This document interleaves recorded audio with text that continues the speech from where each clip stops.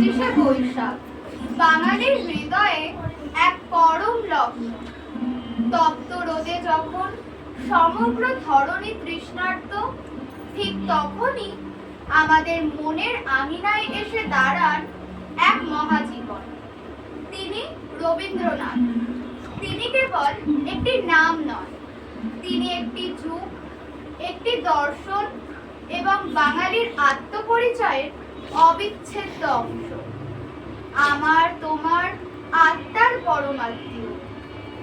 তিনি শুধু এক কবি নন, তিনি এক নীরবে জ্বলতে থাকা অম্লান শিখা, যে শিখার উজ্জ্বল আলো পথ দেখায়, চেতনা জাগায়, ভালোবাসা শেখায় বহু ভেদাভেদ জর্জরিত জীর্ণ মানব জাতিকে।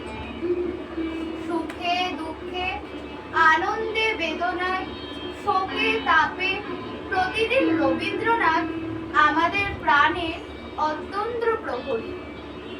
গঙ্গা জলে গঙ্গা পুজোর মতোই আমাদের আজকের এই স্মৃতিতর্পণ।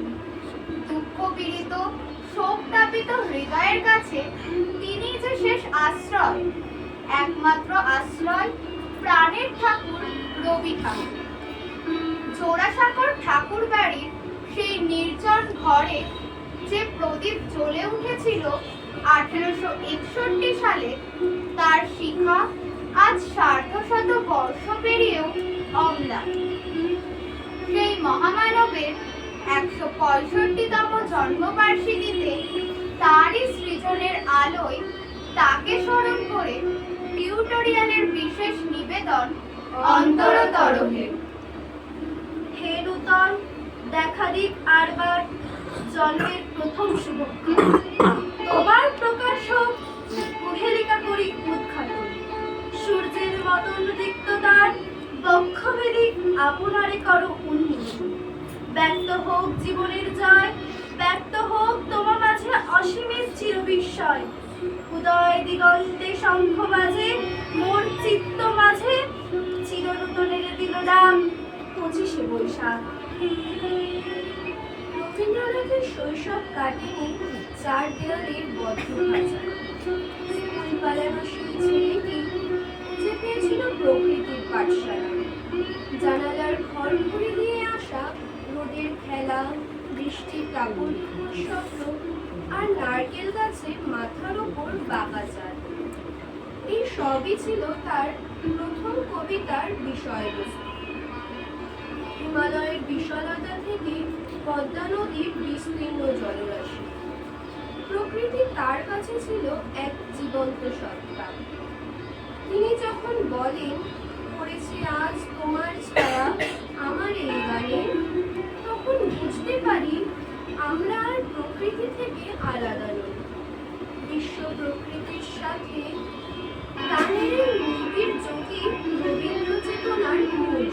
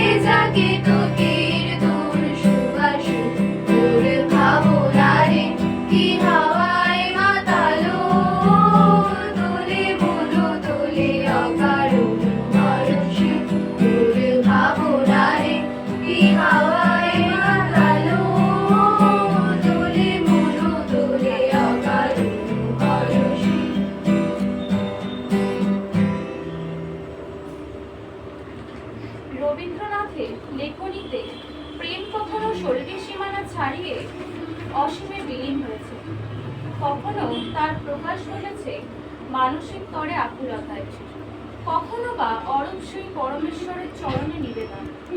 তার গানে বিরহ আছে কিন্তু বিষাদ নেই, মিলান আছে কিন্তু মোহ নেই। কবির কাছে প্রেম কখনো স্থূল প্রাপ্তি নয়, বরং এক চিরন্তন আত্মীয়।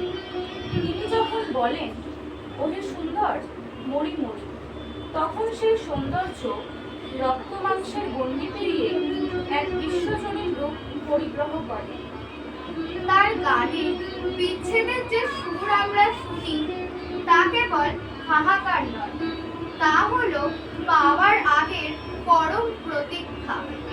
তিনি শিখিয়েছেন যাকে বাইরে খুঁজে পাওয়া যায় না তাকে অন্তরের নিভৃত মণিকোঠায় প্রতিষ্ঠিত করতে হয়। তাই তার পূজা আর প্রেম সমান্তরাল ধারায় প্রবাহিত হয়ে শেষে এক অখণ্ড আধ্যাত্মিকতায় মিশে গেছে। মর্তের মানুষকে ভালোবেসে তিনি সেই পরম সুন্দরের সন্ধান করেছেন, যেখানে ঈশ্বর আর মানুষ একে অপরের পরিপূরক হয়ে ধরা দেয়।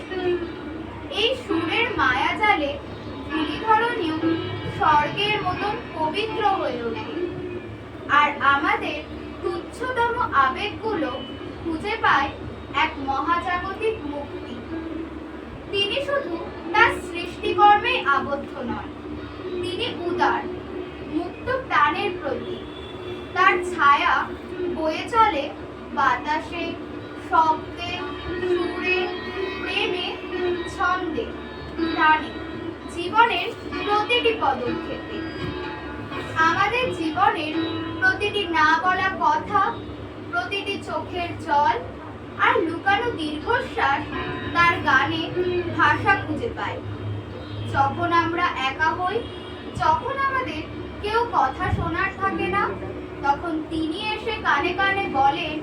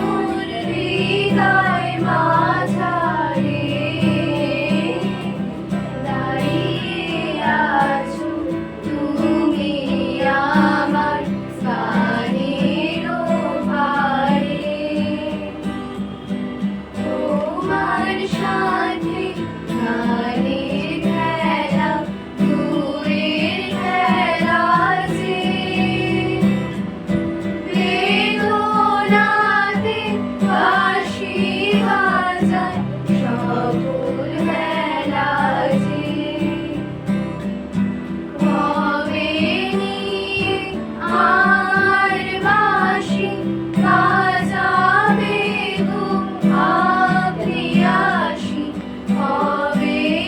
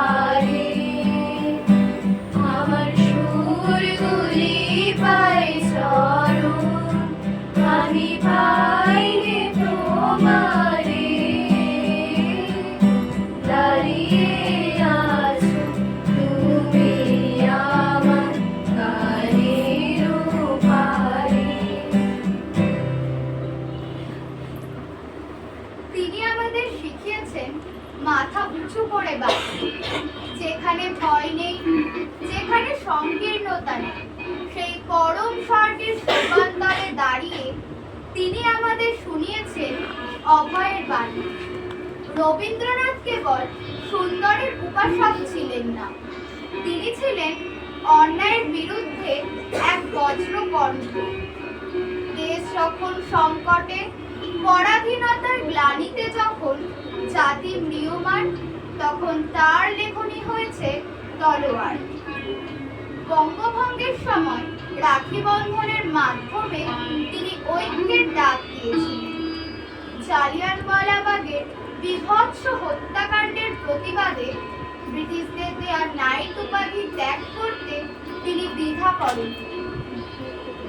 পরাধীনতার শৃঙ্খলে আবদ্ধ স্বদেশের বুকে দাঁড়িয়ে তিনি স্বপ্ন দেখেছিলেন এমন এক ভারতবর্ষে যেখানে মানুষের পরিচয় হবে তার কর্মে এবং সত্যনিষ্ঠায়, কোনো জাতি বা ধর্মের বিভেদ রেখায় নয়। তার জীবন দর্শনে দেশপ্রেম মানে কেবল ভূখণ্ডকে ভালোবাসা নয়, বরং দেশের মানুষকে ভালোবাসার মন্ত্র। তুচ্ছ আচারের মরুবালু রাশিতে যখন আমাদের বিবেক পথ হারায়, যখন ক্ষুদ্র স্বার্থের প্রাচীর আমাদের পরস্পরকে বিচ্ছিন্ন করে দেয়, তখন তার লেখনী আমাদের অন্ধকার থেকে আলোর পথে আহ্বান করে। তার স্বদেশী গান আজও আমাদের রক্তে শিহরণ জাগায়, আমাদের শিরদাঁড়াকে করে তোলে ঋজু। তিনি আমাদের শিখিয়েছেন প্রকৃত স্বাধীনতা কেবল রাজনৈতিক শৃঙ্খল মুক্তি নয়, বরং মনের গহীন থেকে জড়তা আর ভীরুতাকে জয় করা। আজ যখন চারিদিকে অসহিষ্ণুতার কালো মেঘ, তখন তার সেই অমোঘ প্রার্থনা আমাদের একমাত্র দিশারি। চিত্ত যেথা ভয় শূন্য, উচ্চ যেথা শীত, জ্ঞান যেথা মুক্ত, যেথা গৃহের প্রাচীর। আপন প্রাঙ্গণ তলে দিবস সর্বরী, বসুধারে রাখে নাই খণ্ড ক্ষুদ্র করে। যেথা বাক্য হৃদয়ে উৎসমুখ হতে উচ্ছ্বসিয়া উঠে, যেথা নির্বারিত স্রোতে। দেশে দেশে দিশে দিশে কর্মধারা ধায়, অজস্র সহস্রবিদ চরিতার্থতায়।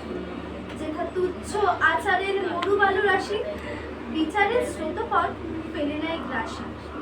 পৌরসেরে করেনি শতথাম, নিত্য যেথা সর্বকর্মে সর্বচিন্তা সর্ব আনন্দের নেতা।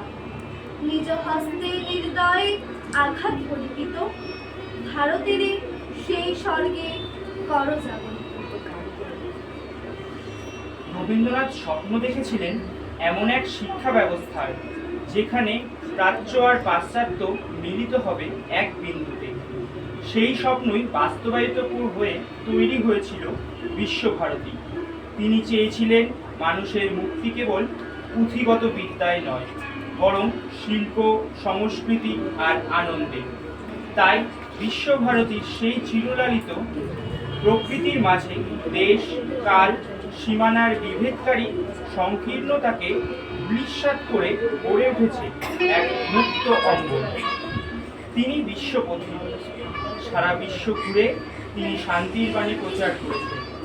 গীতাঞ্জলির নোবেল জয় কেবল তার ব্যক্তিগত জয় ছিল না, তা ছিল বাংলা ভাষার বিশ্বজয়, পরাধীন দেশের বিশ্বজয়। আজ শান্তিনিকেতনের ছাতিমতলা থেকে শুরু করে সারা বিশ্ব তাকে শ্রদ্ধা জানাচ্ছে বিশ্ব কবি হিসেবে, যার শুরুটা হয়েছিল নোবেল প্রাপ্তি অনেক আগেই। জীবনের শেষ প্রান্তে দাঁড়িয়েও তিনি ছিলেন চিরতরুণ। বার্ধক্য তাকে স্পর্শ করলেও তার মন ছিল সৃজনে ভরা। মৃত্যুর মুখোমুখি দাঁড়িয়েও তাই তিনি নির্ভয়ে বলতে পেরেছেন, মরেতে চাহি না আমি সুন্দর ভুবনে, মানবের মাঝে আমি বাঁচিবারে চাই। এই সূর্য করে এই পুষ্পিত কাননে, জীবন্ত হৃদয় মাঝে যদি স্থান পাই। ধরায় প্রাণের খেলা চিরতরঙ্গিত, বিরহ মিলনগত হাসি অশ্রুময়। মানবের সুখে দুঃখে গাথিয়া সঙ্গীত, যদি গো রচিতে পারি অমর আলোয়, তা যদি না পারি তবে বাঁচি যতকাল তোমাদেরই মাঝখানে লোভী যেন ঠাই। তোমরা তুলিবে বলে সকাল বিকাল নব নব সঙ্গীতে কুসুম ফুটাই। হাসি মুখে নিও ফুল, তারপরে হাই ফেলে দিও ফুল যদি সে ফুল শুকায়। তবু প্রকৃতির নিয়ম মেনে মহাকবির ভাষায় বলতে হয়, জন্মিলে মরিতে হবে অমরকে কথা কবে। 1268 বঙ্গাব্দের 22শে শ্রাবণ। দেহান্তর ঘটলেও রবীন্দ্রনাথ বাঙালির কাছে মৃত্যু। আমাদের উৎসবে, আমাদের বিপদে, আমাদের প্রতিদিনের শ্বাস প্রশ্বাসে তিনি মিশে আছে এক অবিচ্ছেদ্য সত্তা হয়ে।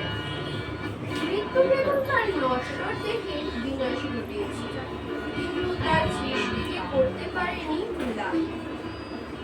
তিনি তো সেই কবি যিনি জীবনের উপান্তে দাঁড়িয়েও পরম শান্তিতে বলতে পেরেছিলেন, মরণ রে টুকু মম শ্যাম সমান। তার প্রয়াণ মানে হারিয়ে যাওয়া নয়, বরং পঞ্চভূতের মিলন ঘটিয়ে বিশ্ব প্রকৃতির অনুপরমাণুতে ব্যপ্ত হয়ে যাওয়া। আমাদের প্রথম প্রেমের আকুলতায় তিনি যেমন আছেন, তেমনই আছেন পৌরত্বের মানসিক দ্বিধাগ্রস্ততায় কিংবা বার্ধক্যের নিঃসঙ্গতায়। শান্তিনিকেতনের ধূলিকণা থেকে শুরু করে বাঙালির ড্রয়িং রুমের ক্যাসেট প্লেয়ার বা আজকের ডিজিটাল প্লেলিস্ট, সর্বত্রই তার সরব উপস্থিতি। প্রতিটি দুর্যোগে যখন আমরা দিশেহারা হই, তার গান আমাদের দেয় বেঁচে থাকার রসদ। প্রতিটি জয়ে যখন আমরা আনন্দিত হই, তার কবিতা আমাদের সেই আনন্দকে দেয় এক স্বর্গীয় মাত্রা। প্রতিটি বিচ্ছেদে যখন আমরা ভেঙে পড়ি, তখন তার সৃষ্টি আমাদের দেয় মানসিক দৃঢ়তা। হে বিশ্বকর্মী, তুমি আছো আমাদের রক্তে, আমাদের প্রাণে, আমাদের হাজার বছরের সংস্কৃতির শিকড়ে। সময়ের স্রোত বয়ে যাবে, বদলে যাবে যুগ সন্ধিক্ষণ, তবু বাঙালির আত্মিক সংকটে ঘুমিয়ে থাকবে যুবতারা হয়ে।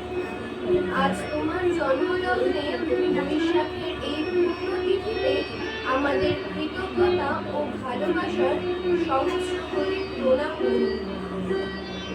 তুমি রয়েছো আমাদের অন্তরে অন্তরতর রূপে, আর আমরা রয়েছি তোমার সৃষ্টির অনন্ত আশ্রয়ে।